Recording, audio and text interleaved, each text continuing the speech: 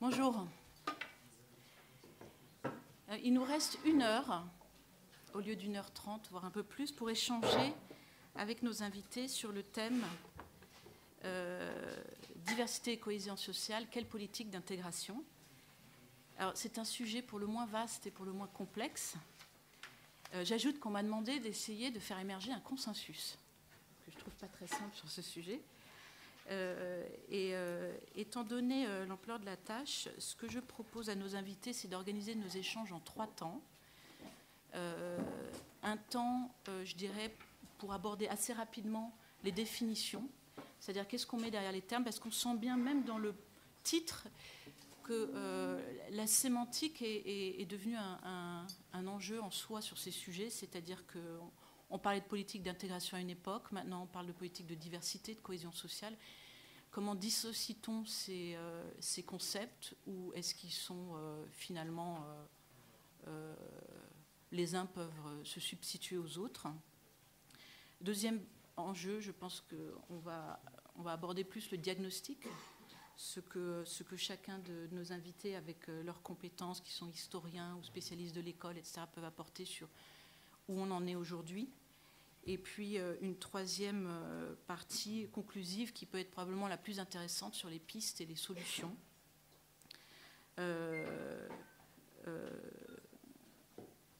Donc avant de présenter nos invités, moi j'ai introduit le sujet sur ces trois sujets ainsi. Premièrement, qu'est-ce qu'une politique d'intégration? Est-ce que c'est la même chose qu'une politique de diversité ou de cohésion sociale? Est-ce qu'elle cible les immigrés, les nouveaux entrants, ou est-ce qu'elle englobe aussi les descendants d'immigrés qui sont des personnes nées en France, formées à l'école française, etc. Est-ce qu'elle cible des individus qui peuvent être les immigrés et leurs éventuels descendants, ou est-ce qu'une politique d'intégration ou de diversité cible également une société en elle-même, c'est-à-dire sa capacité, elle, à intégrer en son sein des cultures, des pratiques, des valeurs différentes, et finalement à une capacité à s'adapter au gré de l'évolution de la composition de sa population? Et est-ce que, enfin, la politique d'intégration se limite à l'intégration sur le marché de l'emploi et finalement le reste suit? Ce serait un peu sur le modèle de la politique de la green card à l'américaine. Ou est-ce qu'une politique d'intégration embrasse des enjeux beaucoup plus vastes qui touchent l'école, la façon dont on transmet le récit national, la façon de pratiquer la religion, les valeurs partagées, voire l'identité d'un peuple? Et finalement, est-ce qu'on peut définir une politique d'intégration, ou quel que soit le nom qu'on lui donne, au XXIe siècle, comme on la définissait au lendemain des décolonisations, ou au moment où on a rédigé la Constitution, par exemple l'article 1 de la Constitution, il y a plusieurs centaines d'années? Voilà. Je présente rapidement nos invités. Agnès Van Zanten, à ma droite, est directrice de recherche au CNRS et membre de l'Observatoire sociologique du changement à Sciences Po. Elle s'intéresse à la sociologie de l'éducation et particulièrement à la construction des inégalités et des ségrégations scolaires. Daniel Sabag, à ma droite, est directeur de recherche au CERI, le Centre d'études et de recherche internationale. Il co-anime avec Gwenaëlle Calves le groupe de recherche politique antidiscriminatoire, et ses domaines de recherche sont particulièrement l'analyse comparée des politiques antidiscriminatoires et des discriminations positives, notamment avec les pays anglo-saxons. Je présenterai nos 2 autres invités qui ne sont pas là pour l'instant s'ils arrivent. Il s'agit de Pape Ndiaye, qui est maître de conférence en histoire à l'EHESS et spécialiste de la question noire en France, et Yazid Sabek, qui est commissaire à la diversité et à l'égalité des chances depuis 2008, et par ailleurs chef d'entreprise. Et nous avons avec nous une personne, un économiste qui était, je crois, à la table ronde précédente, qui est Lionel Rago, qui est chercheur associé à la chaire et spécialiste des questions migratoires. Donc je donne la parole à Daniel Sabag sur le contexte et les définitions, qu'est-ce qu'on met derrière ces concepts qui sont si difficiles à embrasser. Merci. Donc le titre de l'atelier, c'était Diversité et cohésion sociale. J'ai donc choisi de dire quelques mots sur les usages contemporains de la notion de diversité dans le débat public français, depuis la perspective qui est la mienne, c'est-à-dire celle d'un comparatiste, et d'un spécialiste des politiques anglo-saxonnes, mais je dirais plus précisément états-uniennes, en matière de lutte contre les discriminations et de discrimination positive et de promotion de la diversité. Donc le terme diversité en France, dans l'usage dominant qu'il tient aujourd'hui, il est extrêmement récent. Si vous faites une recherche bibliographique et que vous cherchez des exemples de l'usage du mot diversité tel qu'on l'emploie aujourd'hui dans les années 80, vous n'en trouverez strictement aucun. C'est vraiment à la fin des années 90 et même au début des années 2000 que le terme s'impose comme une catégorie générique, c'est-à-dire une catégorie englobante, qui permet de parler simultanément, qui permet de rassembler dans un même cas d'analyse des enjeux fondamentalement distincts. Quels sont ces enjeux distincts que la notion de diversité permet de rassembler dans un même cadre d'analyse? Il y en a au moins deux. Le premier, c'est tout ce qui a trait à la reconnaissance du pluralisme religieux et du pluralisme culturel dans la communauté politique française. Et le second, c'est tout ce qui a trait à la lutte contre les discriminations à raison de la race ou l'origine. La vertu ou le vice, suivant le point de vue qu'on adopte, de la notion de diversité, c'est que ça permet de parler de ces deux enjeux simultanément, sans toujours faire la distinction, dans des contextes où parfois on estime avoir intérêt à ne pas faire la distinction. La notion de diversité permet de faire ça, parce que la notion de diversité n'indique pas en elle-même de quelle diversité il s'agit. Or évidemment, pour que le débat ait un sens, il faut toujours commencer par répondre à la question « diversité de quoi ?» Diversité des religions, diversité des teintes d'épiderme, diversité des pratiques culturelles, diversité des styles de vie, diversité des points de vue exprimés sur un problème public. Suivant la réponse que l'on donne à cette question, on aura un débat ou un autre débat. Mais généralement, quand on emploie le terme diversité, la réponse à cette question, diversité de quoi, est laissée en suspens. Alors, en même temps, il est quand même possible de dégager une tendance dominante dans l'usage du terme. Et cette tendance, me semble-t-il, c'est une tendance qui consiste à faire de la notion de diversité une catégorie de substitution, c'est-à-dire un terme qu'on va employer pour renvoyer implicitement à d'autres termes dont l'emploi est jugé plus problématique, soit pour des raisons politiques, soit pour des raisons juridiques, soit pour des raisons à la fois politiques et juridiques. Alors, de quoi s'agit-il? Il s'agit essentiellement de ce que les anglo-saxons, comme vous disiez, appelleraient l'ethnicité, la race, l'ethno-racial, termes qui ne sont pas d'usage courant en langue française, ou qui en tout cas ne sont pas d'usage courant quand il s'agit de décrire la réalité sociale contemporaine. Si vous essayez de regarder dans quel contexte, concrètement aujourd'hui, le mot race ou ethno-racial ou adjectif racial va apparaître, vous allez voir que ce type de contexte est finalement très limité. Il va apparaître sous la plume d'historiens ou de sociologues qui travaillent sur le racisme, là ils sont bien obligés. Il va apparaître dans la France, dans les écrits des représentants de la frange la plus extrême de l'extrême droite, et il va apparaître sous la plume du législateur lorsqu'il entend interdire les discriminations à raison de la race. Mais en dehors de ces trois contextes d'apparition, le terme, généralement, n'est pas employé, et n'est certainement pas employé pour décrire des groupes sociaux existants. Il est d'autres pays où la situation est très différente et où le terme est employé. Les États-Unis est l'exemple paradigmatique ici, et j'y reviendrai si vous le souhaitez. Mais la situation française est une situation où même les minorités qui réclament la collecte de données statistiques, par exemple sur la population noire française, si vous regardez les propos du CRAN, le CRAN, à travers son porte-parole Patrick Lozès à plusieurs reprises, son porte-parole Georges Tin, et son président Patrick Lozès, a affirmé ne pas vouloir utiliser les catégories de race et d'ethnicité et se reporte sur la notion de diversité pour faire référence à l'objet de ces mobilisations. Donc, dans un contexte comme celui-ci, la diversité apparaît par défaut comme le moyen de faire référence à ces catégories interdites ou en tout cas plus problématiques. Alors, en même temps, une fois qu'on a dit ça, il me paraît important de souligner que le degré de focalisation implicite sur l'ethno-racial varie suivant les différents domaines qu'on considère. Et ici, je donnerai trois exemples très rapides. L'enseignement supérieur, la vie politique et l'entreprise. Si vous regardez la vie politique, là, c'est particulièrement criant. Vous ne verrez pratiquement jamais l'expression issue de la diversité être employée pour faire référence à autre chose que ce que les Canadiens appellent les minorités visibles, c'est-à-dire les non-blancs. Le président Nicolas Sarkozy est un descendant d'immigrés, mais son accès à la présidence de la République n'a pas été présenté, n'est pas présenté, ne sera pas présenté comme le signe du progrès de la diversité dans la vie politique. En revanche, les formes de différence visibles, c'est-à-dire phénotypiquement visibles, elles seront systématiquement qualifiées par cette étiquette. C'est en partie le cas parce qu'il existe déjà un autre dispositif, la parité, pour renvoyer à la présence accrue des femmes dans la vie politique. Donc là, on a vraiment un secteur où, dès que vous voyez le mot diversité, il s'agit des gens qui, aux États-Unis ou au Royaume-Uni, seraient identifiés comme étant non-white, n'appartenant pas au groupe blanc. Si vous regardez l'enseignement supérieur, c'est beaucoup plus complexe. Si vous regardez notamment le premier programme qui a diffusé la notion de diversité, celui de Sciences Po mis en place en 2001, dont le titre officiel initial était Convention ZEP, l'excellence dans la diversité. Alors, si vous lisez les brochures qui étaient diffusées à l'époque par le service de communication externe de Sciences Po, vous voyez une oscillation entre, d'un côté, une insistance très ferme sur le fait qu'il ne s'agit pas de discrimination positive, que ça n'est pas comme aux États-Unis, qu'il n'y a pas de quota, que le facteur racial n'est pas pris en compte, et qu'il s'agit d'une diversité principalement socio-économique, mais vous verrez dans la même brochure, à quelques lignes d'intervalle, une référence à l'équipe de France de football de 1998 et sa victoire lors de la Coupe du Monde, comme illustration du type de diversité dont on cherche également à promouvoir la représentation dans l'institution qu'est Sciences Po. Tout ça dans le même document, à 10 lignes d'intervalle. Donc, au niveau de l'enseignement supérieur, vous avez une oscillation entre la conscience du fait qu'il ne faut pas mettre l'accent sur la variable ethno-raciale, mais la tentation d'envoyer quand même quelques indications cryptées de temps en temps pour qu'on soit bien certain que le public ait compris qu'il s'agit aussi de ça.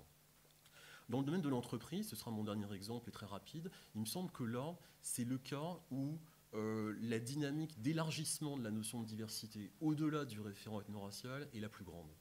Je donnerai juste un exemple personnel. J'ai participé il y a 3 ans à un séminaire de formation interne sur ces questions d'une grande entreprise française. Et l'un des intervenants appelait à faire la liste des raisons pour lesquelles il était utile pour l'entreprise de promouvoir la diversité, a énuméré 8 facteurs. Et le souci de respecter la législation antidiscriminatoire était le 8e de ces facteurs, donc présenté à la fin de la liste, et était suivi de 3 points de suspension. Et ces 3 points de suspension indiquaient clairement que, disons, cherchait à marquer une forme d'ironie à l'égard de la chose, et n'était compréhensible que parce que l'orateur supposait qu'il y avait une sorte de complicité partagée par l'auditoire quant au fait que ce facteur, il représentait une contrainte finalement assez secondaire et éventuellement dérisoire. Bon. Il me semble que, je ne dirais pas que c'est représentatif de l'ensemble du milieu d'entreprise, certainement pas, mais dans le milieu d'entreprise, c'est là où on a vu l'élargissement de la notion de la manière la plus prononcée. Alors, élargissement d'abord à d'autres facteurs de discrimination, le sexe, le handicap, l'âge, élargissement éventuellement à des éléments qui ne sont pas des critères de discrimination prohibés. Et d'après les travaux dont on dispose, je pense en particulier à ceux des sociologues Laure Bérény et Milena Deutschevar, qui ont fait 2 enquêtes parallèles sur les entreprises françaises et leurs usages du terme de diversité, elles arrivent finalement à la même conclusion, qui est que ce qui prévaut dans l'entreprise, c'est une diversité à la carte. Comme le terme n'indique pas en lui-même de quelle diversité il faudrait s'occuper en priorité, les entreprises font à la fois ce qu'elles peuvent et ce qu'elles veulent.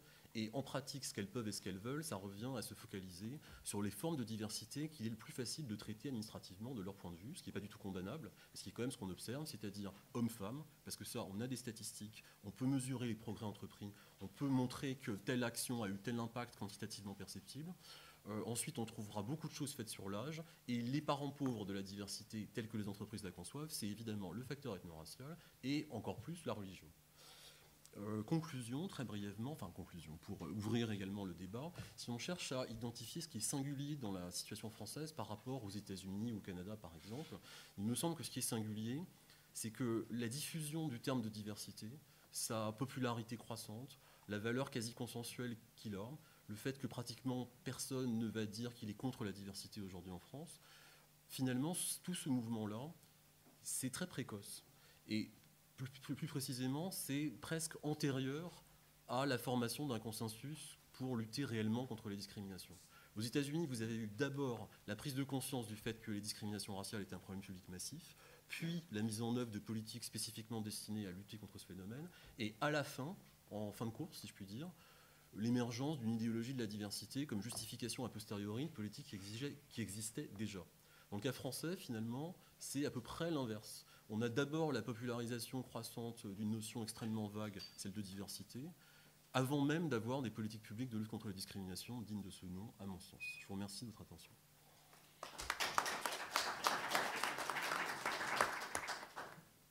Merci. Je vais donner la parole à Agnès Van Zanten, qui va parler de la question de la mixité.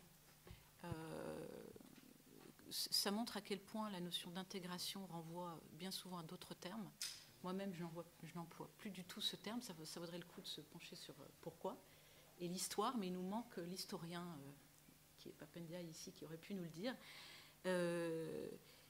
Agnès, est-ce que vous pouvez nous dire, appliqué au champ de l'école, quelle qu'est-ce que vous mettez-vous derrière le terme de mixité et pourquoi la notion de mixité vous paraît-elle la plus pertinente pour évoquer ces questions? Non, je ne dirais pas que pour moi la notion de mixité est la plus pertinente. Je pense simplement qu'effectivement dans l'espace scolaire, on a vu un changement, parce que la notion d'intégration a bel et bien été utilisée dans les années 70. C'était une notion tout à fait en vigueur par rapport aux actions qu'on menait en direction des enfants d'immigrés, notamment des classes spécifiques qui avaient été proposées à leur intention.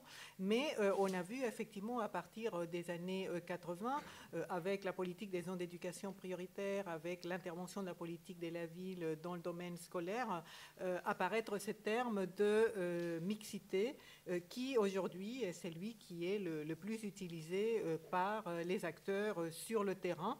Si pas toujours nécessairement, il faudrait faire une analyse que je n'ai pas faite sur les textes officiels des dernières années pour voir la place des différents termes.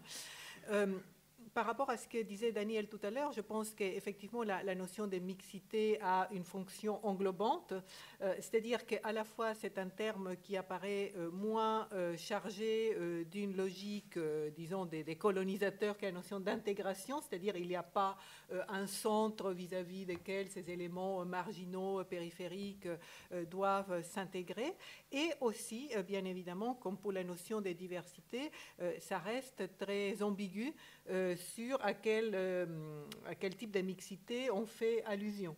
Que ce soit donc mixité sociale, on utilise souvent mixité sociale pour dire mixité sociale et ethnique, mais parfois le terme mixité, d'ailleurs parfois on se trompe dans les contenus de certains, il m'est arrivé moi-même même de me tromper sur le contenu parfois de certains textes ou interventions, parce que parfois ça renvoie à la mixité de genre, qui est aussi bien sûr désignée par ce terme. Mais je crois que dans l'espace scolaire, il y a un autre aspect qui pour moi est important à souligner, qui là est moins une question seulement du terme, mais de la façon dont il est utilisé sur le plan politique, c'est le fait que cette notion s'est accompagnée un peu de l'idée que l'important, c'est de faire qu'il y ait une cohabitation des différentes populations dans l'école. Et donc, il y a une sorte d'objectif, on va dire, arithmétique, qui est de créer cette cohabitation. Alors, on a des éléments qui vont dans le sens de l'intérêt de cet objectif, c'est-à-dire qui vont nous montrer, par exemple, que la mixité des niveaux scolaires est favorable à l'apprentissage des élèves et que quand on concentre dans les mêmes classes des élèves en grande difficulté, on accentue les difficultés de ces élèves et que les élèves, notamment les élèves moyens et moyens faibles, qui sont la majorité des élèves, gagnent à être scolarisés dans des classes hétérogènes. On sait aussi, bien sûr, que l'apprentissage de la citoyenneté passe, bien évidemment, par le fait de pouvoir établir un dialogue et avoir une bonne connaissance des autres.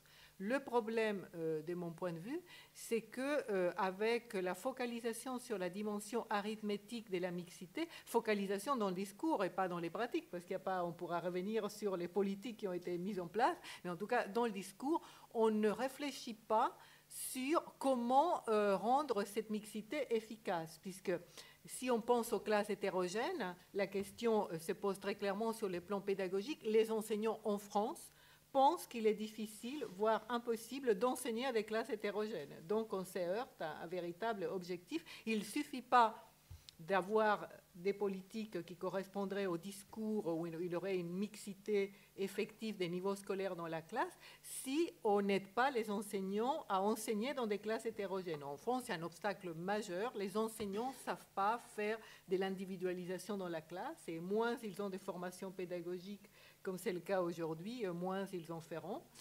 Mais est-ce qu'il n'y a pas des effets de seuil qui ont été notamment démontrés dans des expérimentations si on rentre États-Unis. Bien sûr dans les détails des choses, quand on dit les classes hétérogènes sont bénéfiques, on a bien sûr une masse de travaux qui montrent qu'il ne faut pas que cette hétérogénéité soit maximale. C'est-à-dire si on prend des élèves très très brillants et des élèves très très faibles dans la même classe, on a peu de chances de construire quelque chose de positif. Donc il faut effectivement une dimension de l'hétérogénéité. Mais ce qui est plus important encore, c'est qu'est-ce qu'on fait pour que cette hétérogénéité soit efficace. C'est-à-dire qu'il ne suffit pas de mettre les gens ensemble pour qu'elle soit efficace. De même que sur l'autre plan, sur le plan de la citoyenneté, de l'apprentissage de la vie en société, il ne suffit pas de mettre différents groupes ensemble pour qu'une harmonie règne entre ces groupes. On peut même très facilement produire le contraire, comme le montrent beaucoup d'expériences des laboratoires, mais aussi beaucoup d'expériences de la vie réelle. Et donc, ce qu'il faut, c'est quelle politique, quelles actions on met en place pour qu'il y ait une valeur ajoutée à cette cohabitation. Alors, je vous reposerai cette question dans notre dernière partie. Monsieur Rago, j'ai envie de vous poser une question en tant qu'économiste. Moi, je suis assez frappée souvent par la confusion entre... la confusion qui a longtemps eu cours en France entre la population des migrants, c'est-à-dire des nouveaux entrants qui n'ont pas la nationalité française, et des populations beaucoup plus anciennes qui sont nées, dont parfois les parents sont nés en France, qui ont été formés ici, auxquels on applique le même type de politique publique. Est-ce que vous avez ce sentiment et est-ce que pour vous la question de l'immigration est tout à fait à dissocier ou au contraire il y a des ponts très étroits, et si oui lesquels, des politiques dites de cohésion sociale ou de diversité qui s'appliquent plutôt à la diversité d'une société en général et pas seulement aux nouveaux entrants? Alors, ça va être difficile pour moi de vous répondre. En plus, en peu de temps. En peu de temps, en n'étant pas préparé, mais surtout parce que finalement, l'économiste a peu d'outils pour répondre à votre question. Ce matin, on a vu ce que les économistes apportaient comme élément de réponse à la problématique de la migration. On est très éloigné des trois mots principaux qui sont ici, qui sont diversité, cohésion, intégration. On a pu rajouter ségrégation. Donc c'est un thème, c'est un champ qui n'est pas un champ naturel des économistes, c'est tout à fait normal. Et je vais essayer de vous porter qu'est-ce que les économistes apportent sur cette question? Finalement, ils y arrivent petit à petit à travers un champ qui est très proche, que vous avez souligné, vous avez parlé de mixité au niveau du genre. Il y a un champ d'économie qui se développe qui est l'économie du genre. Effectivement, un thème important, c'est pourquoi il y a une disparité entre hommes et femmes sur le marché du travail en termes de salaire, etc. Et donc, la problématique est différente, mais la question est la même. Pourquoi il y a cette ségrégation? Alors, quel est l'apport des économistes par rapport à ça? Et c'est assez limité. C'est-à-dire que, comme souvent, les économistes, première chose, ils vont mesurer. Est-ce que c'est un vrai problème? Est-ce que la question se pose? Et c'est ce on voit, par exemple, si je reviens sur le problème de migration, on l'a vu, Jean-Christophe Dumont l'a bien rappelé, quand on compare le taux de chômage des immigrés par rapport au taux de chômage des natifs, on voit qu'il y a un ordre parfois de 2 à 4. Et donc, est-ce que c'est un vrai indicateur d'une mauvaise intégration? Vous voyez bien que l'économiste, du coup, pour lui, intégration, c'est intégration sur le marché du travail. Ça peut être assez différent de intégration dans la société. Et du coup, pour l'économiste, c'est intégration sur quelque chose qu'il connaît bien, le marché du travail. Donc, j'ai 40% de taux de chômage sur la population immigrée, alors que je suis à 10% sur la population des natifs. C'est un bon indicateur du fait que les immigrés sont mal intégrés sur le marché du travail. L'économiste va vous dire que ce n'est pas aussi simple que ça, parce que c'est en moyenne. Et donc, il va contrôler, on l'a vu tout à l'heure dans la présentation de Grégory Verdugo, quand il a regardé les différences de salaire, je vais contrôler parce que la population immigrée n'a pas les mêmes caractéristiques socio-économiques que la population des natifs. Donc, une partie de cette différence, elle n'est pas liée à la caractéristique immigrée d'origine, elle est peut-être liée au fait qu'ils sont moins qualifiés, etc. etc. Et effectivement, quand on contrôle, et qu'on regarde les taux de probabilité d'être au chômage, l'écart se réduit. Il se réduit, mais il reste un écart, ce qui est quand même une preuve, première mesure, ce qui est la preuve qu'il y a une ségrégation. Donc même si je contrôle sur les caractéristiques socio-économiques, eh bien, un immigré a une probabilité plus élevée d'être au chômage qu'un natif. Alors peut-être qu'on ne contrôle pas sur tous les éléments, mais c'est le premier point. Donc on mesure et on fait apparaître cette ségrégation comme on le fait sur la différence homme-femme sur le marché du travail. Après, l'apport de l'économiste par rapport à cette question-là, ça va être plutôt sur ce que vous avez soulevé, les instruments de politique économique. Si l'objectif, c'est de réduire cette ségrégation, mais là, l'économiste, il ne va pas dire si c'est un objectif en soi ou pas. Est-ce que c'est optimal pour l'économie de réduire cette ségrégation ou pas? On est peu armé à ce niveau-là. Et il va vous donner des indications sur les politiques économiques qui peuvent être, les instruments de politique économique qui peuvent être mis en œuvre. Et voilà, augmenter la diversité. J'aurais fini. Augmenter la diversité. L'économiste ne vous dira pas si c'est une bonne chose ou pas, hein, d'augmenter la diversité dans l'absolu. Mais Hillel Rapoport, dans son intervention précédente, a dit, bon ben voilà, si l'objectif c'est d'augmenter la diversité, aux États-Unis, les économistes ont montré que par un système de loterie, etc., c'était un assez bon moyen. Donc, en termes d'objectifs normatifs, les économistes n'ont pas grand-chose à dire sur la cohésion sociale, la diversité, etc. Après, on peut mesurer les problèmes de ségrégation de manière assez fine, et on peut indiquer des instruments. Et vous l'avez compris, l'économiste, il aime bien les instruments qui sont plutôt incitatifs que les instruments réglementaires, lois, normes, hein, tels que ça peut être évoqué. Donc voilà un petit survol de ce que les économistes... Mais ce qui aurait été très bien, c'est que ce soit un économiste spécialisé de la ségrégation qui développe, mais il y en a peut-être dans la salle qui pourront intervenir. Ce que je conclus de vos différents propos, et ça nous amène au second thème, ce qui est plus lié au diagnostic, à l'état des lieux, c'est que vous avez à peu près tous dit que vous manquez d'éléments de connaissance. Et alors c'est vrai que là-dessus, moi, pour avoir travaillé plus sur les questions dites de diversité, on reviendra sur la problématique de la définition, c'est-à-dire d'une population française qui comporte plus aujourd'hui de minorités, en fait, à proprement parler, que d'immigrés, c'est-à-dire en nombre, de gens nés sur le territoire français, et parfois de parents français. Aujourd'hui, en France, il est impossible de mesurer quoi que ce soit qui soit en lien. Alors, à part sur certaines études, probablement longitudinales, enfin, il y a quelques études qui ont été faites, mais quand même très difficile, notamment pour les économistes et pour les politiques publiques, pour bâtir des politiques publiques en général.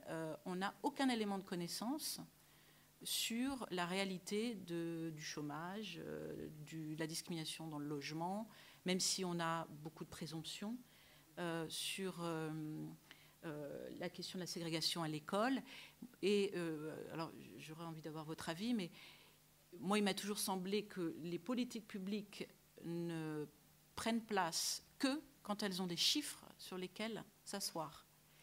Et je me souviens très bien du ministre Xavier Bertrand qui avait lu l'étude sur les écarts de salaire entre hommes et femmes il y a 2 ou 3 ans, et qui avait dit ce chiffre, cet écart est scandaleux, il faut agir. Et il est mis en place quelque chose qui est bien ou pas bien, je n'en sais rien, mais en tout cas, c'est ce qui est le moteur de l'action du politique, à mon sens. Donc, je serais intéressée d'avoir vos réactions. Donc, aujourd'hui, est-ce que vous adhérez, qu'est-ce que vous avez à dire sur le fait qu'il est difficile de même établir un état des lieux sur ce sujet-là? Donc il est encore plus difficile d'agir. Donc dans cette partie diagnostic, pour moi, c'est un peu les défaillances dans la capacité à établir un état des lieux, et notamment des statistiques. Si vous permettez, je m'adresse à la personne, donc à Sciences Po. Vous avez bien des études qui ont été réalisées suite à la politique qui a été menée, je dirais, au niveau microéconomique de Sciences Po, quand même, non? Oui, je pense qu'Agnès est peut-être plus habilitée que moi à en parler, mais tu veux... Oui, c'est Agnès qui... L'un ou l'autre, je veux bien en parler aussi. Mais Agnès, et puis après, si Daniel, vous avez... Vous voulez dire par rapport aux résultats de la politique? Oui, entre autres, enfin, à nouveau, le fait d'avoir des preuves, enfin, ou des chiffres.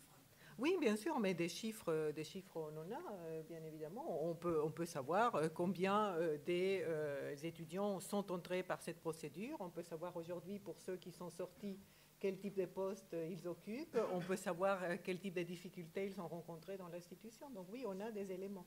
C'est des éléments qui concernent quand même une politique avec un nombre quand même assez réduit d'étudiants. Donc oui, sur ce type de politiques, on peut avoir une analyse assez fine des effets. Ce qui est difficile, c'est par la suite de passer de ce type de politique à quelque chose de plus généralisable à l'ensemble des politiques, d'autant plus que la politique des Sciences Po est assez unique en son genre, comparativement aux politiques qu'a mises en place dans une autre institution comme l'ESSEC, qui, elle, a été dupliquée par un ensemble des grandes écoles. Donc c'est difficile de généraliser les résultats de l'enquête de Sciences Po parce que les effectifs sont très réduits et que c'est une politique qui, en France, n'a pas eu d'émule. Donc comment vous l'expliquez qu'elle n'a pas eu d'émule? Parce qu'elle semble la plus audacieuse en termes d'intégration réelle.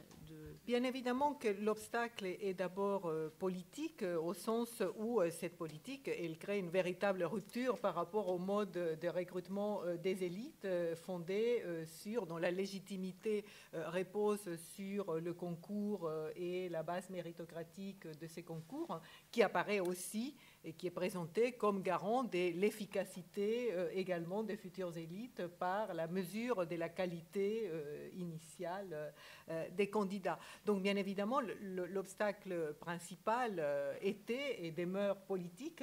Il y a aussi des obstacles institutionnels. Il faut bien voir quand on analyse Sciences Po que si Sciences Po a pu mettre en place cette action assez rapidement et efficacement, c'est que Sciences Po n'est pas une grande école, c'est-à-dire qu'elle ne recrute pas après des classes préparatoires, qui constituent une première étape de sélection dans le cas des écoles, qu'elle ne recrute pas exactement par concours, parce que s'il y a un examen d'entrée, il ne s'agit pas d'un concours, et qu'avant de mettre en place cette nouvelle procédure de convention éducation prioritaire, existait déjà à Sciences Po d'autres procédures, la principale étant celle créée à la fin des années 90, des mentions très bien, des élèves qui ont une mention très bien, qui peuvent se présenter sans passer le concours. Donc le modèle Sciences Po, sur le plan institutionnel, à supposer qu'il y avait eu un accord politique, était aussi difficile à transposer parce que Sciences Po est une institution, un grand établissement qui est doté des caractéristiques particulières. Ce n'est pas une université, mais ce n'est pas non plus une grande école.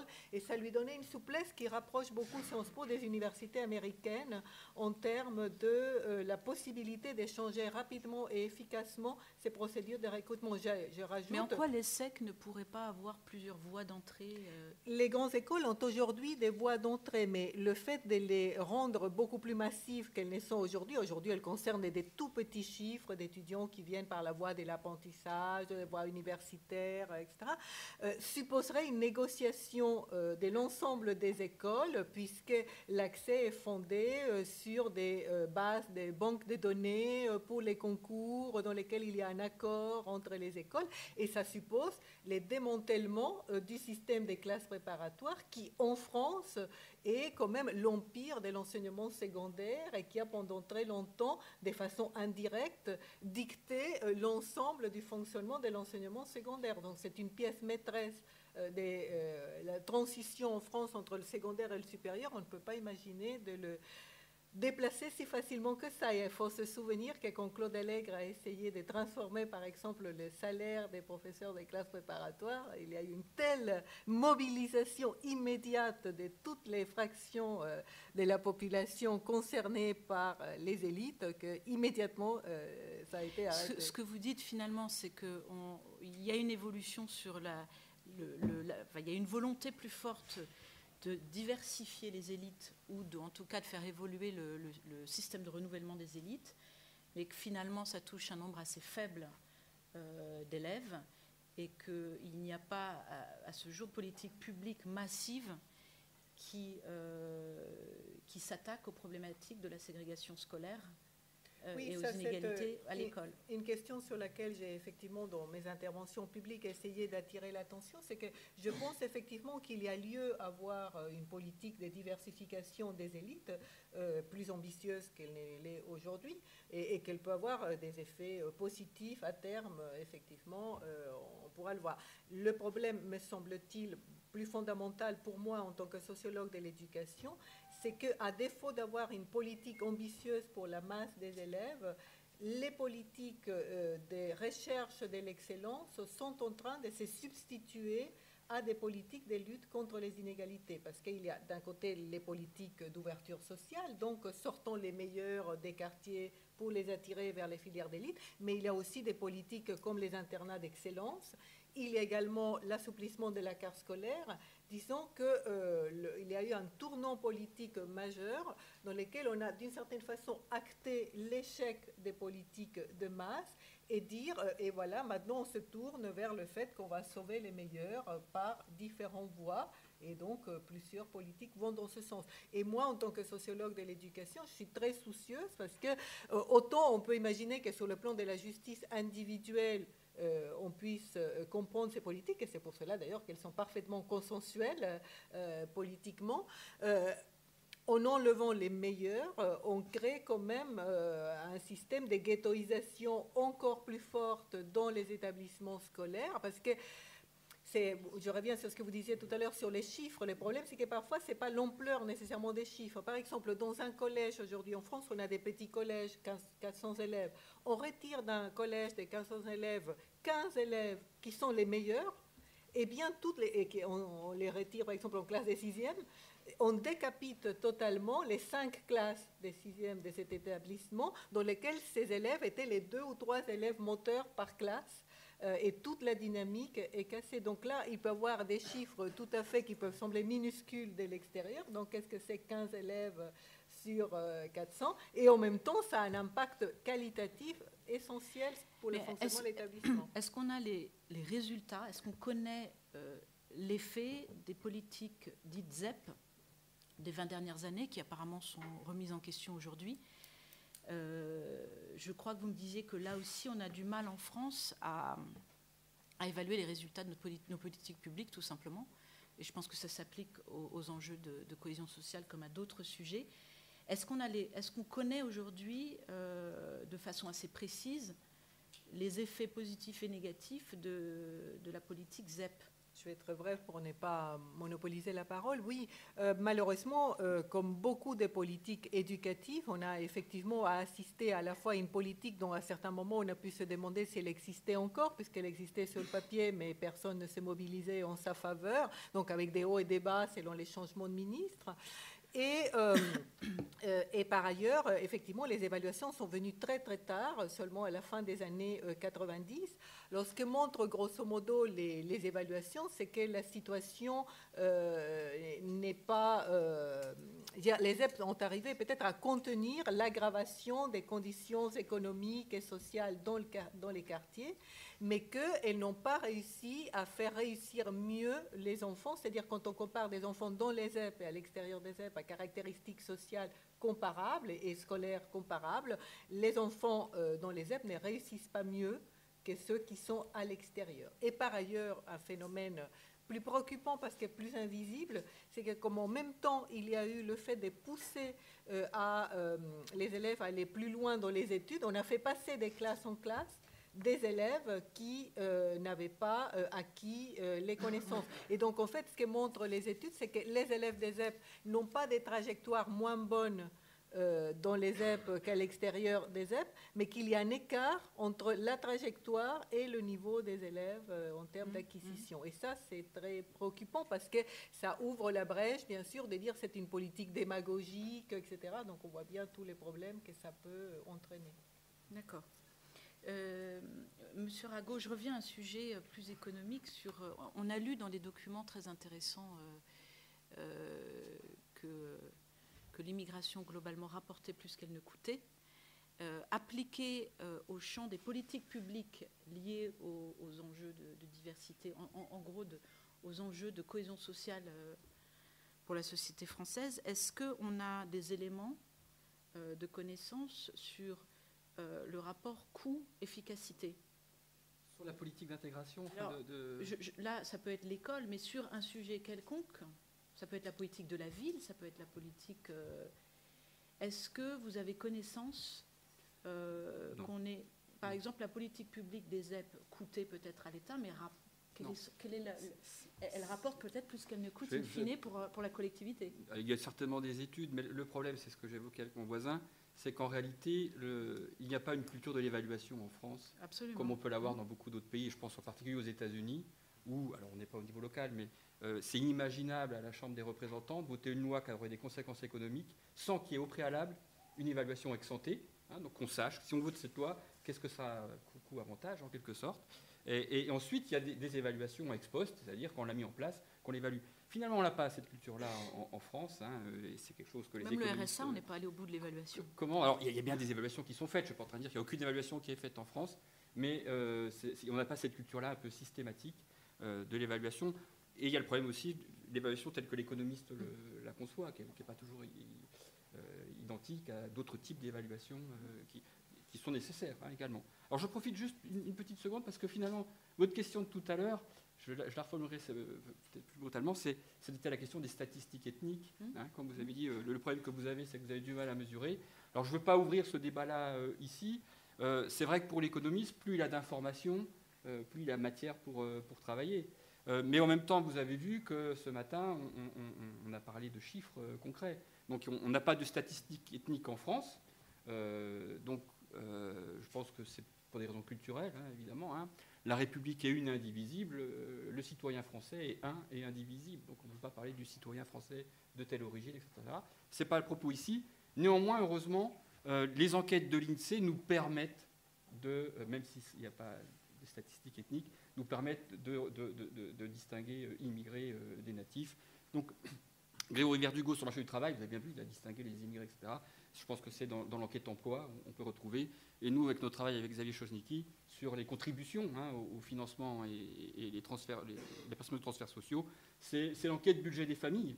Et vous avez le lieu de naissance. Donc c'est comme ça qu'on arrive à retrouver, à faire le distinguo. Vous avez parlé, Daniel, du monde de l'entreprise tout à l'heure, qui s'est emparé on va dire, des enjeux de diversité, avec l'objectif de mieux refléter la diversité de la société française dans les effectifs des entreprises. Il y a eu un mouvement avec la charte de la diversité, etc., plutôt d'initiative privée d'ailleurs. Et puis vous avez dit que finalement, 10 ans après, enfin 8-10 ans après, c'est toujours un petit peu flou, ces champs de la diversité. Qu'est-ce qu'on met dedans? Qu'est-ce que les entreprises finalement nous disent des progrès effectifs réalisés? Est-ce que ce n'est pas un effet marketing assez pratique finalement, publicitaire pour les entreprises, comme vous l'avez dit finalement, de montrer quelques arbres qui cachent la forêt, et finalement cette tentation de contourner systématiquement la question de l'origine et la question raciale finalement, si on veut être précis, qui nous pousse à ne pas définir clairement les différents champs de la diversité, qui peuvent être effectivement le genre, le handicap. Enfin, les entreprises travaillent globalement sur quatre champs essentiellement, qui sont le genre, le handicap, l'âge, et depuis peu, un petit peu, avec les moyens qu'ils ont, l'origine, mais sans possibilité de statistiques. Est-ce que finalement, j'ai pas compris en fait tout à l'heure, Daniel, si vous avez dit que finalement il y avait ce contournement un peu systématique de la bête à appeler, à ne pas mettre les mots et finalement à manquer d'efficacité sur les enjeux de diversité, puisque finalement la diversité reste un concept flou. Et du coup, est-ce qu'on est dans une situation où il faut mieux aller beaucoup plus loin et assumer qu'il y a une diversité et lui donner un nom, une définition, et ce qui est le pendant de ça, c'est-à-dire pouvoir mesurer, etc. Ou est-ce que vous estimez que le champ ethnique de la diversité doit rester flou parce que vous n'êtes pas favorable au fait que la France puisse finalement reconnaître la notion de minorité visible d'une manière ou d'une autre? Je vais essayer de vous répondre, mais je vais d'abord revenir sur ce dont on parlait à l'instant, c'est-à-dire Sciences Po et les effets, parce que vous posiez la question de qu'est-ce qu'on sait finalement sur le résultat. Je souscris à tout ce qui a été dit par Agnès, j'introduirai juste une précision supplémentaire, qui est qu'on a des données sur les caractéristiques démographiques des élèves qui ont été recrutés par cette procédure d'admission alternative. Alors certes, on ne sait pas comment ils se répartiraient dans des catégories ethno-raciales, mais on sait quelle est la CSP de leurs parents, et on sait si leurs parents sont nés à l'étranger et où. Et en sachant cela, on peut ventiler la distribution de ces élèves. Et on verra qu'en 2009, 85% avaient un parent né à l'étranger et que sur ces 85%, environ 85% avaient un parent né sur le continent africain. Donc on peut retrouver par le biais de l'origine nationale des données qui correspondraient à des données ethno-raciales directes. Il suffit de s'en donner les moyens, il suffit de généraliser la collecte d'informations sur l'origine nationale des parents. Évidemment, l'indicateur de substitution est imparfait, notamment pour les personnes phénotypiquement identifiés comme noirs mais originaires des Antilles et donc ils sont ni des émigrés ni des descendants d'émigrés, donc il y a une vraie imperfection et une vraie limitation de l'outil, mais on peut faire pas mal de choses par déjà le biais de l'origine nationale. Et dans le domaine de l'entreprise que vous évoquiez à l'instant, vous nous demandiez notamment quels seraient vos éléments de diagnostic, vos prescriptions, en tout cas vos idées sur la direction que pourraient prendre les politiques publiques. Il y a eu, je pense, un effort de réflexion assez important qui a été mené l'année dernière dans le cadre du comité pour la mesure de l'évaluation, pour la mesure de la diversité et l'évaluation des discriminations, placé sous l'autorité de Yazid Sabeg, mais dont le rapport a été rédigé par François Héran et ses collaborateurs.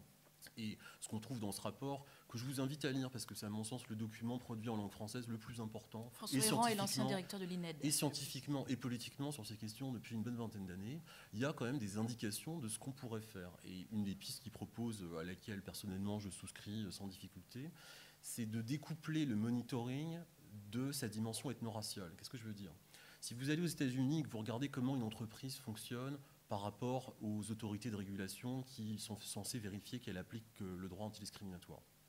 Cette entreprise, elle va fournir sur une base annuelle des données sur la composition de sa main-d'œuvre, suivant 3 critères qui sont hommes-femmes, noirs, blancs, amérindiens, asiatiques, hispaniques, et des catégories d'emploi. Et la logique, c'est que si l'entreprise repère que ces pratiques d'emploi ont, par exemple, un effet négatif disproportionné sur les noirs ou sur les hispaniques, elle peut le voir.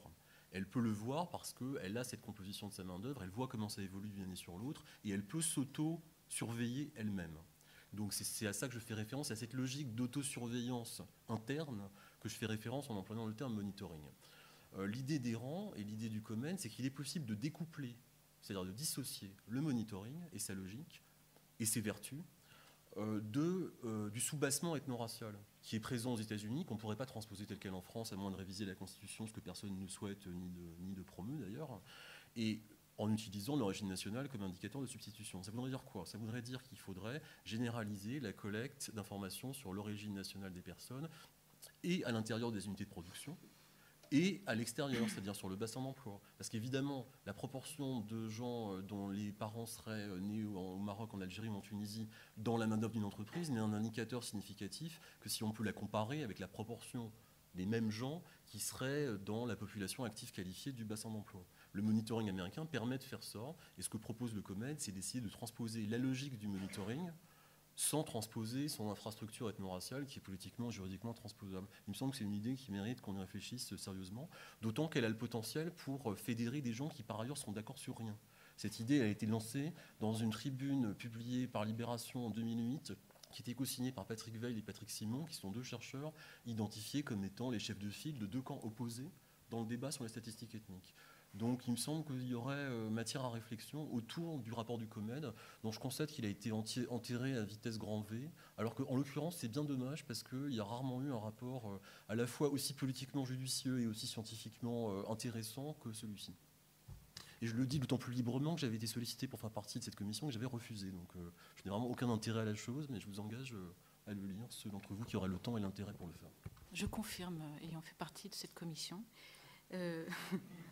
Donc n'étant absolument pas objective. Alors, bon, Daniel Sabag a finalement commencé notre 3e et dernière partie sur les pistes et solutions, puisque j'estime que revenir sur les recommandations du rapport du COMED, ça a un vrai sens aujourd'hui sur ce sujet. Je retiens 2 choses de cet échange. Sur les pistes et solutions pour l'avenir, je souhaiterais pour la conclusion, parce qu'il nous restera un quart d'heure pour l'échange avec la salle, que Agnès et M. Rago, vous puissiez nous dire, dans vos domaines respectifs, s'il y avait une recommandation, une piste d'action qui vous paraîtrait absolument nécessaire, même si je sais que les chercheurs n'aiment pas faire des recommandations et que ce n'est pas forcément leur... mais compte tenu de vos connaissances, est-ce qu'il y a une piste qui vous paraît absolument intéressante à nous communiquer, sachant que moi je retiens 2 grandes idées, c'est la difficulté pour la France à expérimenter et à évaluer. C'est-à-dire qu'on expérimente finalement assez peu, on en a parlé un petit peu avec Agnès, comparé aux anglo-saxons qui ont une vraie politique d'expérimentation, et on évalue assez peu. Alors après je vous laisse conclure pour cette dernière... Merci. Si je reviens sur le fond, sur la question donc de la ségrégation dans l'école, qui est aujourd'hui une question tout à fait centrale, je pense que ce qui est important, c'est, pendant très longtemps, la politique des zones d'éducation prioritaire dont on a parlé était une politique qui voyait la question sur le plan pédagogique. Donc il s'agissait de donner du soutien supplémentaire aux enfants sous forme d'être dans des classes avec moins d'élèves, des enseignants donc, qui réservaient des moyens supplémentaires pour agir auprès des enfants. Et donc on a délaissé le problème de la concentration des enfants dans certains établissements. Et je crois que la principale recommandation dans le domaine, c'est de dire qu'il faut à la fois une politique de lutte contre la ségrégation, donc pour rétablir effectivement une hétérogénéité entre les établissements, et une politique pédagogique d'accompagnement. Alors, la question qui semble d'abord difficile, c'est comment développer des politiques de lutte contre la ségrégation, notamment quand on sait la difficulté à laquelle se heurtent des politiques coercitives. Politique coercitive, ça peut être la carte scolaire, dont on sait qu'elle a été assouplie, mais qu'avant même qu'elle soit assouplie, elle était contournée de beaucoup de façons par les classes moyennes et supérieures que j'ai étudiées, choix d'un autre établissement public, choix du privé, changement des lieux de résidence en fonction de l'école. Donc on voit bien que cet instrument, qu'il ne faut peut-être pas jeter totalement, a une utilité modérée. On ne peut pas imaginer, on a quand même beaucoup d'exemples, on a tenté un tout petit peu ça de façon très timide en France, mais on voit bien les limites auxquelles on se heurte de faire du busing, de transporter les enfants pour créer de l'hétérogénéité forcée. Donc moi je pense que dans le contexte des types de sociétés comme la France, on ne peut développer que des politiques incitatives. Quelle peut être une politique incitative? Ça peut être, par exemple, comme le propose le syndicat des chefs d'établissement actuellement, et c'est une mesure qui avait déjà été proposée dans certains rapports, de créer un indicateur de mixité dans les établissements, donc on revient aux statistiques, et de distribuer les moyens entre les établissements en donnant des moyens supplémentaires aux établissements en fonction de la façon dont ils arrivent à augmenter la mixité, où ils font des efforts dans ce sens. Donc on pourrait créer un monitoring de la mixité. Mais ça ne rejoint pas finalement ce qu'étaient les ZEP? Pas du tout. On n'a jamais dans les ZEP cherché à évaluer comment changer la population et à faire du monitoring. Dans ce sens, toute l'action était concentrée sur le plan pédagogique et éducatif au sens large, pas du tout une action visant à réduire la ségrégation. Donc ça, je pense que c'est un outil incitatif intéressant et pas très difficile à mettre en place, dans le sens qu'indiquait Daniel, donc en prenant en compte à la fois les catégories socio-professionnelles et l'origine nationale des enfants et les révolutions. On peut aussi imaginer des mécanismes qui ont été mis en place dans d'autres pays. Là, je pense à la Belgique, par exemple, en Angleterre. Soit des mécanismes de donner des objectifs en termes de mixité aux établissements. On ne les appellera pas quotas pour ne pas faire scandale, mais ça sera des objectifs. Et on peut aussi responsabiliser, par exemple, les chefs d'établissement d'un bassin. C'est ce qu'on a fait en Belgique. C'est un bassin où la ségrégation était très élevée. On leur dit, écoutez, vous êtes responsables que sur l'ensemble de ce bassin, dans aucun établissement, on trouve un seuil qui dépasse tel. Et donc, donner une responsabilité collective. Donc, on peut imaginer des moyens pour agir dans ce sens. Sur le plan pédagogique, on a des pistes qui sont très argumentées parce qu'on a beaucoup de choses qui ont été faites dans beaucoup de pays pour montrer quelles sont les pratiques pédagogiques plus efficaces, mais là peut-être ça nous éloigne un tout petit peu de l'objet de la diversité, donc je m'arrête là. Écoutez, ça va être rapide, puisque finalement Agnès a fait un raisonnement d'économiste, donc je n'ai pas grand-chose à ajouter. Pourquoi je dis qu'elle a fait un raisonnement d'économiste? Parce que ce que toute la théorie économique montre, quel que soit le sujet d'ailleurs, c'est que généralement, quand on a un objectif de politique économique, c'est beaucoup plus efficace de passer par l'incitation que de passer par ce que vous avez appelé la coercition, ce que les économistes appellent plutôt le règlement, la norme, etc. Donc, elle a développé les politiques incitatives qui peuvent être menées pour diverses raisons d'ailleurs. Pourquoi c'est plus efficace, je ne vais pas le développer. Mais il y en a une qui a été évoquée, c'est que quand les acteurs n'ont pas envie, vous avez beau leur mettre une norme, ils trouvent toujours un moyen de contourner plus ou moins en partie cette norme. Et il y a d'autres éléments qui peuvent être évoqués. Donc, par contre, s'ils sont incités, c'est que la démarche vient d'eux-mêmes. Hein, vous leur avez donné un signal et ils ont intérêt d'eux-mêmes, par rapport à ce signal, de mettre en place ce que vous cherchez à obtenir. Alors, lors du déjeuner approchant, je propose de donner la parole à la salle. Est-ce qu'il y a un micro qui circule ou est-ce qu'il n'y a pas de micro? Il y avait un micro. Là et là. Alors, je vois monsieur, oui. Bonjour. Courte, s'il vous plaît. Oui, c'est pas des questions, c'est juste des remarques d'ordre par rapport à ce qui a été dit en ce qui concerne les statistiques qui permettent de mesurer l'origine. Donc, il a bien été dit qu'on peut bien entendu distinguer immigrés et natifs, mais dans toutes les grandes enquêtes ménages de l'INSEE, on peut aussi maintenant distinguer immigrés, descendants d'immigrés, puisque la nationalité à la naissance des parents et le lieu de naissance est désormais une question qui est posée dans toutes les grandes enquêtes ménages, donc recensement non compris, mais dans l'enquête emploi, enquête logement, tout ça c'est fait. Donc on a quand même des données assez précises qui peuvent être collectées tous les ans sur cette question. Et j'avais une deuxième remarque, puisque le sujet des ZEP a été soulevé. Il me semble me souvenir d'un travail fait par Roland Ratelot de la DARES sur ces questions-là. Et il me semble, ce serait à vérifier, mais je crois que ses conclusions étaient que l'effet des ZEP l'effet de la politique ZEP sur les inégalités était très faible, voire quasi nul. Voilà, mais il faudra vérifier ça, je pense, directement avec lui.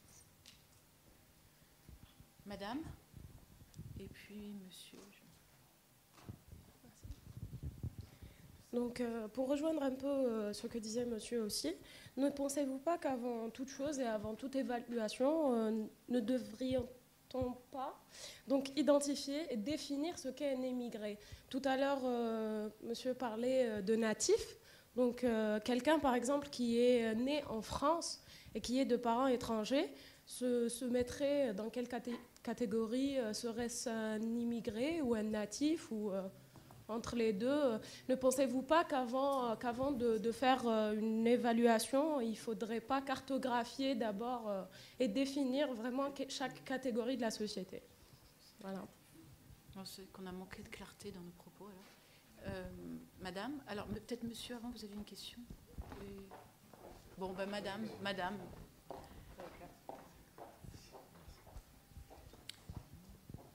D'abord, monsieur. D'abord, monsieur. Bon, donc je voulais revenir sur ce que disait Agnès Van Zanten sur le manque d'ambition peut-être de la politique éducative en faveur de la diversité. Et notamment dans le supérieur, vous dites parce que, si j'ai bien compris, il y a peu de grandes écoles qui suivent l'exemple de Sciences Po. Et je me demandais si c'était quand même pas un petit peu exagéré. Je veux dire, si on voit ce que fait l'université, je pense qu'il n'y a pas besoin de statistiques ethniques. Hein. Je peux vous emmener dans un amphithéâtre. Vous allez voir que les non-blancs, comme dit M. Savag, sont vraiment là. Quoi, je veux dire. Et ça permet d'accéder quand même à un diplôme qui est une licence, une maîtrise, qui permet quand même une intégration dans la société. Alors c'est peut-être une intégration qui est moins prestigieuse que celle qui est obtenue à la sortie de Sciences Po, mais je voudrais quand même relativiser. Et je pense que massivement, il y a une action qui est faite en faveur de la diversité. Donc je voulais savoir pourquoi vous aviez pas parlé de ça, ou bien parce que vous pensez que ça ne marche pas. Je suis assez curieux en fait. On prend encore une question et puis on va répondre. Madame? Alors j'ai une question et une remarque. Donc la question, je vois assez souvent beaucoup de confusion entre les notions d'assimilation et d'intégration. Donc vous, comme les représentants de plusieurs sciences sociales, je voudrais vous poser la question, est-ce que vous, dans vos domaines, voyez la distinction entre ce terme et quelle est effectivement la distinction? Et puis ma remarque sur les politiques migratoires et pourquoi en fait c'est tellement difficile d'évaluer les politiques migratoires. À mon avis, c'est parce que les politiques, même les plus simples, peuvent avoir plusieurs impacts sur plusieurs domaines et dimensions de vie de chaque individu. Donc, juste donner un exemple, politique anti-discrimination. Donc, qu'est-ce que ça donne? À la fois, ça peut nous donner que pour les mêmes, disons, formation et compétences, les immigrés peuvent avoir le meilleur accès au travail et au salaire par rapport à ce qu'ils ont maintenant. Donc on peut avoir la convergence des caractéristiques des immigrés et les natifs. Mais cette même politique, à la fois, va nous donner le fait que les immigrés vont préserver leur langue, leur religion, leur autre comportement culturel. Donc, à la fois, la même politique va donner les divergences selon d'autres dimensions, donc culturelles, disons civiques, etc. Donc, c'est pour ça que c'est difficile d'évoluer. Et donc, juste pour conclure... Alors, vous donnez la réponse, en fait. Donc, non, je ne donne pas de réponse, mais peut-être une remarque que pour évaluer la politique, il faut d'abord savoir très, très bien qu'est-ce qu'on veut de cette politique. Donc, est-ce que c'est une bonne chose, la divergence ou la convergence des caractéristiques, et selon quelle dimension on veut les voir. Merci. Merci. On va prendre peut-être une dernière question. Et monsieur... Ah, il y en a beaucoup, en fait. Bon, 2 dernières questions, monsieur et madame, parce qu'on m'a demandé de finir à 13h. Une question pour monsieur Sabac. Je voulais avoir votre avis sur l'évolution à court moyen terme des départements diversité dans les entreprises. Est-ce que vous les voyez se maintenir à moyen long terme? Est-ce que ça aura un jour, est-ce que ça a du sens de les maintenir à long terme? Est-ce que maintenir des départements diversité dans les entreprises, ça ne signe pas l'échec de l'intégration? Et bon, voilà. Monsieur? Oui, pour rebondir sur ce qui était dit sur la diversité dans les amphis, même s'il ne s'agit pas de formations aussi prestigieuses que certaines grandes écoles, précisément, il y a un certain nombre d'amphis dans un certain nombre de facs où les personnes issues de l'immigration, dont les parents sont nés dans d'autres pays, sont présents. Et le problème, c'est que ceux dont les parents sont nés en France ne sont pas présents, c'est-à-dire qu'en réalité, il y a une ségrégation pour un certain nombre d'universités où on s'aperçoit que la ségrégation se poursuit au-delà du baccalauréat, avec des universités où on a des élèves plutôt bien dotés, d'autres universités où il y a environ 95% de minorités visibles. Et est-ce qu'au contraire, est-ce qu'on n'est pas dans une prolongation de la ségrégation territoriale au-delà du baccalauréat qui se poursuit lors de la licence, de la maîtrise, du master, avec les difficultés qui s'en suivent pour trouver un emploi par la suite? D'accord, merci. Je vais donner la parole à M. Sabac pour les questions relatives aux différences et définitions entre immigrés, natifs, minorités, etc. de madame. Et la question sur intégration versus assimilation. Et peut-être la question sur le département diversité aussi. Puis après, Agnès, sur la question des universités. Alors, sur les départements diversité, je n'ai pas un point de vue très arrêté sur la question, je le reconnais. Je pense qu'il y a une très grande diversité de situations. C'est-à-dire qu'il y a des départements de diversité qui, en fait, mettent en œuvre des politiques d'application de la législation discriminatoire de manière cohérente, sincère, sous l'étiquette de la diversité. Ça ne me gêne pas particulièrement. Si les entreprises trouvent un intérêt à appeler diversité l'application du droit antidiscriminatoire pour des raisons qui leur sont propres, ça me paraît ni incompréhensible ni nécessairement condamnable. Ma crainte, c'est plutôt qu'il y ait des entreprises où l'effet de dilution l'emporte sur l'effet de légitimation, si vous voulez. À mon avis, le fait d'utiliser le vocabulaire de la diversité, ça a 2 effets, l'un positif, l'un négatif. L'effet positif, c'est l'effet de légitimation de l'action antidiscriminatoire. L'effet négatif, c'est la dilution. Aux États-Unis, l'effet positif l'a emporté assez largement parce que les politiques existaient déjà. Et du coup, il s'agissait de justifier a posteriori des choses qui étaient déjà en place. Dans le côté français, ma crainte, c'est plutôt que l'effet de dilution l'emporte dans certains cas, parce qu'il me semble qu'on n'en est pas encore au stade où il y a une compréhension partagée de ce que c'est que la discrimination, de ce que sont les politiques de lutte contre la discrimination, de ce qu'implique le droit européen et désormais français de la non-discrimination. Et je ne dis pas ça d'un point de vue condescendant, c'est objectivement compliqué. La discrimination indirecte, la définition est objectivement compliquée. En repérer les implications, c'est compliqué. Je pense qu'on est encore au stade où une pédagogie du droit antidiscriminatoire serait plus utile que de faire tout de suite une montée en généralité sauvage consistant à célébrer la diversité sans jamais s'interroger sur le lien entre diversité et non-discrimination, qui n'a rien d'évident. Donc ça, ce sera un premier élément de réponse. J'ajouterais, pour rebondir sur ce que disait Agnès très brièvement, que objectif par rapport à quota, Dans certains cas, les objectifs se transformeront en quotas. Dans d'autres, ils ne se transformeront pas en quotas. C'est une question empirique et on trouve toutes les situations possibles. La différence, c'est qu'un objectif, c'est quelque chose qu'on doit essayer d'atteindre. Mais si on n'y arrive pas, on n'est pas automatiquement soumis à une sanction. Un quota, c'est un objectif qu'on doit essayer d'atteindre. Et si on n'y arrive pas, en théorie, on est automatiquement soumis à une sanction. Et l'un peut se transformer en l'autre ou pas. Et on voit toutes les configurations possibles. Brièvement... immigré, alors moi je ne suis pas statisticien, mais il me semble qu'il y a une définition relativement précise, administrative de ce qu'est un immigré en France, qui est qu'un immigré c'est quelqu'un qui réside en France et qui est né étranger à l'étranger. Bon, c'est la définition admise, elle n'est pas forcément connue, mais elle est quand même officielle et elle pourrait servir de point de référence. Et d'ailleurs, quelqu'un de naturalisé reste du coup un immigré. Absolument. Immigré n'est pas l'étranger. Quelqu'un de né étranger à l'étranger, mais résidant en France et naturalisé français, restera un immigré alors même qu'il n'est plus un étranger. Cette définition n'est pas si compliquée que ça, elle est juste peu connue, c'est tout. Mais elle existe et on n'a pas besoin de la réinventer périodiquement.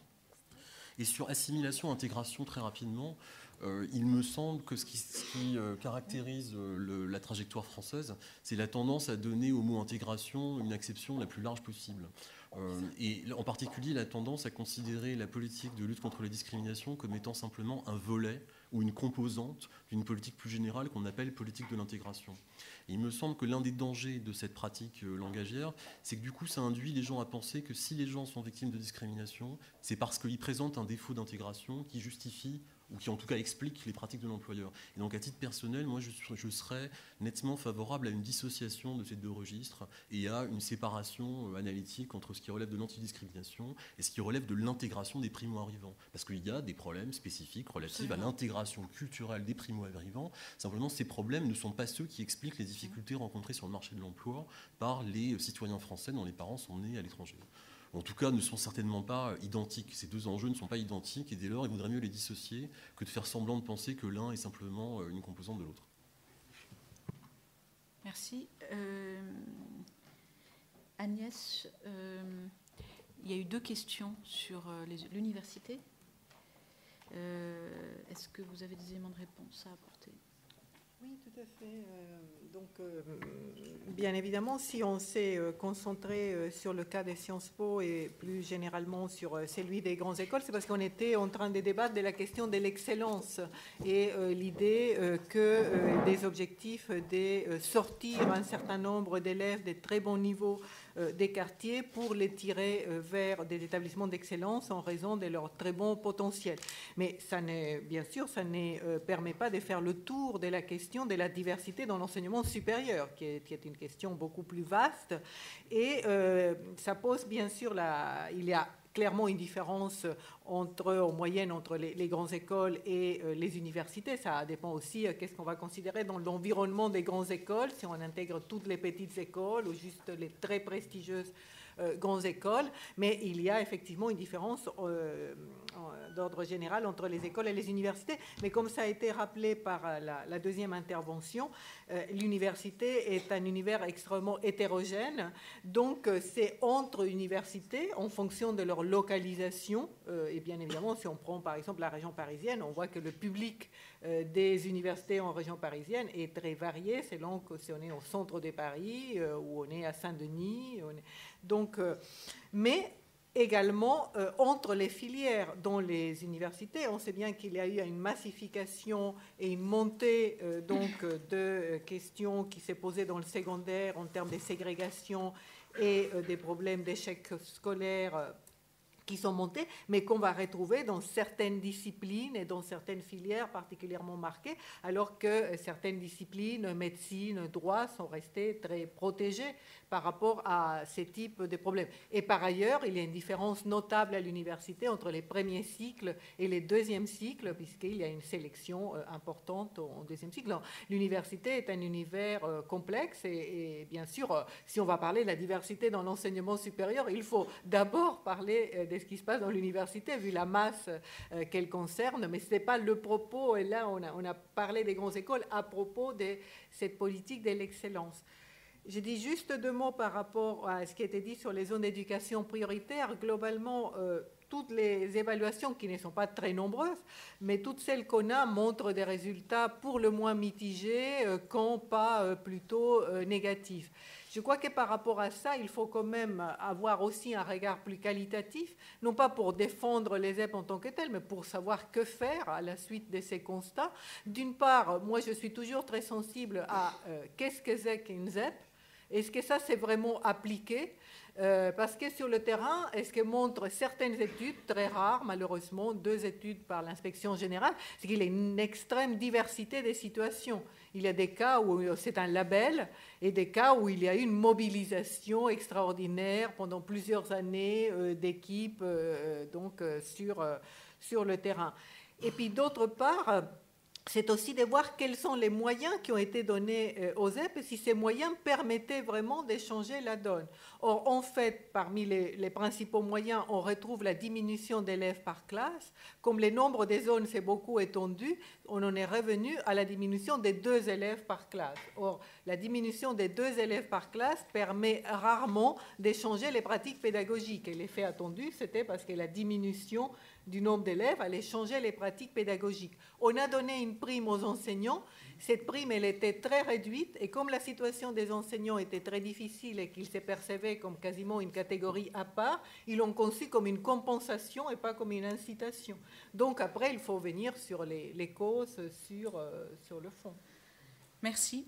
Bon, on va conclure cette table ronde avec Yazid, qui arrive à point nommé. Yazid, nous avons parlé du contexte et des définitions, la politique d'intégration. Je pense que tu as peut-être une vision personnelle sur le concept d'intégration. Et est-ce que tu pourrais conclure essentiellement sur les pistes et solutions d'avenir, les recommandations en tant que commissaire à la diversité et à l'égalité des chances, et aussi peut-être des marges de manœuvre possibles dans le contexte politique, gouvernemental actuel. Et économique. Et en 5 minutes, puisque... Les sujets qui font une politique d'insertion sociale réussie, je préfère ce terme à celui d'intégration, qui est, à mon avis, qui est un peu... de vraie insertion sociale, sur une politique qui soit fondée sur l'égalité réelle, conduit nécessairement à des mesures, je dirais, qui sont des politiques d'équité sur le plan du territoire, parce que une des principales caractéristiques des conséquences sociales des discriminations qui affectent les migrants, c'est aujourd'hui la relégation territoriale, qui est un sujet qui s'aggrave plutôt, même si on a une politique qui marche bien, qui est la politique de rénovation urbaine, en dépit encore une fois, des vicissitudes budgétaires notamment. C'est une politique qui est en train de s'inscrire dans le temps, qui est une politique. Le renouvellement urbain est un des grands axes d'évolution successifs depuis plusieurs années, et je pense que ça va rester. Ensuite, je pense qu'il faut que dans le domaine de l'éducation reste l'instrument principal de mobilité sociale dans notre pays. Si on veut faire de la mobilité sociale, il faut une politique de réussite éducative, une politique d'accès à des parcours professionnalisants et qualifiants.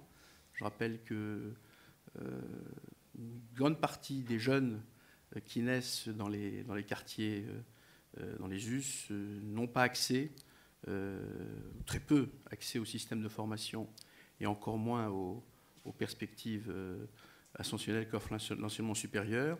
Même quand ils ont accès à l'enseignement supérieur, en général, ils sont sur des filières qui sont des filières parking, très souvent, très peu dans les filières qui permettent, par exemple, d'avoir des réussites dans le domaine de l'industrie. Ils font peu d'écoles d'ingénieurs, il y en a peu dans les écoles d'ingénieurs, il y en a peu dans les cycles supérieurs de l'université. Il y a autant d'absence de diversité sociale et de diversité de toute nature dans le second cycle des universités que dans les grandes écoles. Il n'y a pas plus de personnes, d'individus défavorisés socialement dans les grandes écoles qu'au niveau des masters ou ou les doctorats. Donc une politique de réussite éducative beaucoup plus active, beaucoup plus soutenue. Troisième volet, c'est l'emploi. L'autre volet d'insertion sociale, c'est quand même l'emploi. La voie principale de socialisation dans l'endroit où on vit, c'est l'emploi. Là, effectivement, il y a de vrais, de vrais écarts en ce qui concerne l'accès à l'emploi. Les taux de chômage sont très élevés dans les quartiers, notamment ceux qui frappent les 16-25 ans. La raison principale, c'est que les jeunes de ces quartiers ne sont pas bien formés, je l'ai dit. Mais deuxièmement, les zones de vie et les zones d'activité sont très éloignées. Il y a peu de moyens de transport. Les quartiers sont souvent dans des périphéries. Donc ça ne favorise pas l'osmose entre les zones de vie et les zones d'activité. Donc il y a un vrai problème aussi au niveau de l'accès à l'emploi. Je pense qu'on ne parviendra pas à résoudre le problème de l'emploi des jeunes dans les quartiers si on ne résout pas le problème de l'emploi de tous les jeunes Français. Parce que c'est le problème d'accès, notamment au premier emploi, est un problème qui touche tous les jeunes Français, même les jeunes ruraux ont des problèmes d'ailleurs assez voisins de ceux des jeunes des quartiers. Donc si on veut leur mettre le pied à l'étrier, il faut avoir une politique, là aussi une stratégie de réussite éducative, avoir un plus grand nombre de jeunes qui restent dans le système de formation jusqu'à 18 ans, et puis rattraper notre très grand retard dans le nombre de jeunes qui accèdent à l'enseignement supérieur. On est un pays qui est plutôt régressif dans le domaine s'agissant de la quotité de jeunes d'une classe d'âge. Je rappelle qu'une classe d'âge, c'est 7 millions de 16-25 ans, c'est 7 millions de jeunes. Et sur ces 7 millions de jeunes, il y a à peine 40%, c'est 37-38% de ces jeunes qui accèdent à l'enseignement supérieur. La moyenne européenne est de 43%, l'objectif de Bologne, c'est 50%. Les pays qui réussissent le mieux, ce sont les États-Unis, la Suède, même le Japon, qui font des performances meilleures que les nôtres. Quelles sont les politiques publiques qu'il faudrait mettre en place pour une immédiate qui permettrait de mettre en formation pratiquement 700 000 jeunes, 7 à 800 000 jeunes supplémentaires, ce serait de rendre obligatoire la présence de 5% de jeunes dans l'effectif social des entreprises, dans l'administration, ou administration d'État, administration locale et hospitalière, d'obliger, de prendre une mesure d'autorité pour que 5% ce soit des jeunes en alternance, par exemple. Il a été dit à cette table que les mesures coercitives étaient moins efficaces que les mesures incitatives. Il faut les deux. Il faut les deux. Bien sûr que les mesures coercitives, effectivement, c'est mal perçu, c'est inefficace. Mais il faut les deux. Il faut un bonus et un malus. Les entreprises, elles sont en train de se rendre compte que de toute manière, elles vont avoir un gap colossal. D'abord, elles vont avoir à gérer la diversité. Plus d'un jeune sur 4 est d'ascendance étrangère. Donc c'est un sujet auquel ils vont être confrontés. Et deuxièmement, en termes de capital humain, on s'aperçoit qu'il va y avoir des manques importants et des gaps. Je pense aux formations d'ingénieurs et de techniciens, par exemple. On ne forme pas ces ingénieurs et techniciens. Donc il va bien falloir, d'une façon ou d'une autre, que le monde de l'entreprise mette la main à la poche, va s'y mettre et commence à traiter cette question de l'éducation, s'intéresse à ce qui se passe dans le système éducatif et contribue à la formation des jeunes. Alors les entreprises, outre en recrutant les jeunes, ça va les obliger, ça va les contraindre à changer leur organisation et la perception des relations qu'ils ont avec les jeunes, les débutants, d'une part. On va créer des corps, on va être obligé de créer un corps de tuteurs, d'accompagnateurs de ces jeunes. Ces tuteurs, ils peuvent eux-mêmes aller enseigner dans les lycées la technologie et les sciences appliquées. En France, on est un pays où ce sont encore des professeurs recrutés sur concours qui enseignent la technologie, les sciences de l'ingénieur. Alors que dans tous les pays avancés, les sciences de l'ingénieur ou la technologie est enseignée soit par des chercheurs, soit par des ingénieurs du monde de l'industrie. Voilà des choses assez simples qui ne sont pas complexes à mettre en œuvre. Et puis, s'agissant de l'incitation aux entreprises, l'État, au lieu de faire des programmes qui sont des programmes de saupoudrage peu efficaces mais coûteux en faveur de l'apprentissage ou de l'alternance, l'État, il faut qu'il les accompagne en mettant un peu plus d'argent, en donnant un bonus aux entreprises qui font le travail, et puis en forçant, là il faut les forcer parce qu'elles le font à reculons, les universités, les grandes écoles, certains établissements secondaires à créer des CFA par exemple. Voilà. Voilà une politique publique qui peut être mise en œuvre avec il n'y a pas besoin de beaucoup d'argent, mais ça réglerait le problème de plusieurs centaines de milliers de jeunes, probablement. Dernière question, quel est le chantier que le commissaire à la diversité et à l'égalité des chances souhaite mettre en place dans l'année et demie qui reste? Celui-là, en tout cas, j'espère que dans le débat qui va s'ouvrir, qui est sur la question de l'emploi des jeunes, la réconciliation des territoires, c'est important. C'est-à-dire ce que font les territoires riches pour les territoires pauvres. La politique de la ville, il faut la refonder, et les ressources, il faut la prendre dans la poche des villes riches. Il n'y a pas d'alternative, il n'y a pas de solution. Si on fait une politique de la ville réussie, il faut rééquilibrer les ressources entre territoires pauvres et territoires riches, et puis réconcilier les générations. Je pense que cette question de l'emploi, c'est une question tout à fait centrale dans notre pays, parce qu'elle touche c'est un vrai problème social. Parce que je disais tout à l'heure, les taux de chômage, c'est 40, 50, 60% dans les quartiers, pour ce qui est des jeunes. Et puis, ça renvoie à une modernisation, à une adaptation de tout notre système éducatif, en termes de contenu, et puis en termes de perspectives ascensionnelles, d'ouverture sociale pour les jeunes. Voilà. Merci. Bon appétit et merci de votre attention.